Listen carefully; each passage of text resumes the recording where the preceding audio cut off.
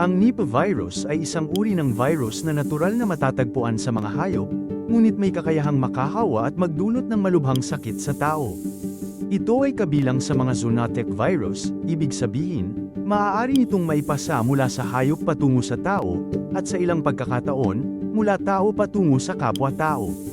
Kapag ang isang tao ay nahawahan ng Nipah virus, maaari siyang makaranas ng lagnat, pati na rin ang mga sintomas na umaapekto sa utak. Gaya ng matinding sakit ng ulo, pagkalito, o pagkawala ng malay. Maaari ring maapektuhan ang baga, na nagdudulot ng hirap sa paghinga o matinding ubo.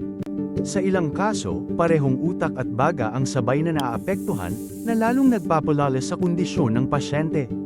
Unang natukoy ang Nipah virus noong 1998 sa Malaysia, matapos magkaroon ng outbreak sa mga magsasaka na nag-aalaga ng baboy. Noong sumunod na taon, naiulat din ang mga kaso sa Singapore, na naiugnay sa pag-aangkat ng mga may sakit na baboy mula Malaysia. Mula noon, wala nang bagong outbreak na naitala sa dalawang bansang ito. Gayunpaman, noong 2001, nagsimula namang maitala ang mga outbreak sa India at Bangladesh. Sa Bangladesh, halos taon-taon ay may naiuulat na kaso. Sa India naman, paminsan-minsan ay may mga outbreak sa iba't ibang rehiyon. Kabilang ang pinakahuling naitala noong 2026. Noong 2014, nagkaroon din ng outbreak sa Pilipinas, ngunit wala nang naitalang bagong kaso matapos nito. Ang case fatality rate ng Nipah virus ay tinatayang nasa 40 hanggang 75%, na nangangahulugang mataas ang posibilidad ng pagkamatay sa mga nahahawahan. Ang natural na host ng Nipah virus ay ang mga fruit bat mula sa pamilyang Therapodidae, na matatagpuan sa iba't ibang bahagi ng Asia at Australia. Natuklasan din na ang ilang fruit bat sa Africa ay may antibodies laban sa Nipah at Hendra virus, na nagpapahiwatig na maaaring naroroon din ang mga virus na ito sa kanilang populasyon. Mahalagang tandaan na ang mga fruit bat mismo ay hindi nagkakasakit sa Nipah virus, ngunit maaari nila itong maipasa sa ibang hayop at sa tao. Maaaring mahawa ang tao sa Nipah virus sa pamamagitan ng direktang pakikipag-ugnayan sa mga nahawaang hayop gaya ng paniki, baboy, o kabayo. Maaari rin itong makuha sa pagkain ng mga prutas o produktong prutas, tulad ng hilaw na katas ng date palm, na nakontamina ng laway o ihi ng paniki. Bukod dito, ang Nipah virus ay maaari ring maipasa mula tao patungo sa tao, lalo na sa loob ng pamilya o sa mga pasilidad pangkalusugan. Ang panganib ng pagkalat ay mas mataas sa mga ospital na siksikan, kulang sa bentilasyon, at hindi sapat ang infection control measures, tulad ng tamang paggamit ng personal protective equipment at wastong paghuhugas ng kamay.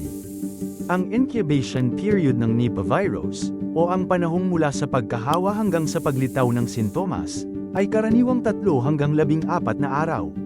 Ngunit sa ilang bihirang kaso, maaari itong umabot ng 45 araw. Bagamat may ilang taong hindi nagpapakita ng sintomas, karamihan ay nakakaranas ng lagnat, panghihina, panginginig, pagkahilo, pagsusuka, at pagtatae. Kapag lumala ang sakit, maaari itong magdulot ng pamamaga ng utak o encephalitis, na kadalasang nauuwi sa kamatayan. Sa mga pasyenteng nakaligtas, karamihan ay ganap na gumagaling. Gayunpaman, tinatayang 1 sa bawat 5 gumaling ang nagkakaroon ng pangmatagalang problema sa nervous system, tulad ng kahirapan sa pag-iisip o pagkilos. Mahirap matukoy ang Nipah virus batay lamang sa sintomas, dahil kahawig ito ng iba pang sakit sa utak at baga.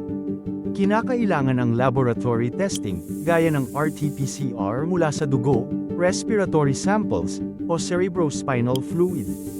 Dahil mataas ang panganib, ang mga sample ay kailangang hawakan lamang ng sanay na propesyonal sa mga laboratoryong may mataas na antas ng seguridad. Sa kasalukuyan, wala pang aprobadong gamot o bakuna laban sa Nipah virus. Gayunpaman, ang maagang pagkilala sa sakit at may sensi ng supportive care, tulad ng oxygen therapy, ventilasyon, sapat na hydration, at patuloy na monitoring ay nakatutulong upang mapataas ang tsansa ng kaligtasan ng pasyente. Ang pinakamabisang sandata laban sa Nipah virus ay pag-iwas. Kabilang dito ang pag-iwas sa pagkain ng hilaw na katas ng date palm at prutas na may bakas ng kagat ng paniki. Maingat na paghuhugas at pagbabalat ng prutas bago kainin. Pagsusuot ng protective gear sa paghawak ng may sakit na hayop. Agarang pagpapatingin sa ospital kapag may sintomas. Pag-iwas sa malapit na pakikisalamuha sa mga may sakit. Sa mga ospital, mahigpit na ipinapayo ng World Health Organization ang pagsunod sa standard infection control measures upang maiwasan ang pagkalat ng virus. Ang Nipah virus ay isang paalala na ang mga sakit na nagmumula sa hayop ay maaaring maging malubhang banta sa kalusugan ng tao. Sa pamamagitan ng tamang kaalaman, maagang pagkilos, at kolektibong pag-iingat, posible nating mabawasan ang panganib at maprotektahan ang ating mga komunidad.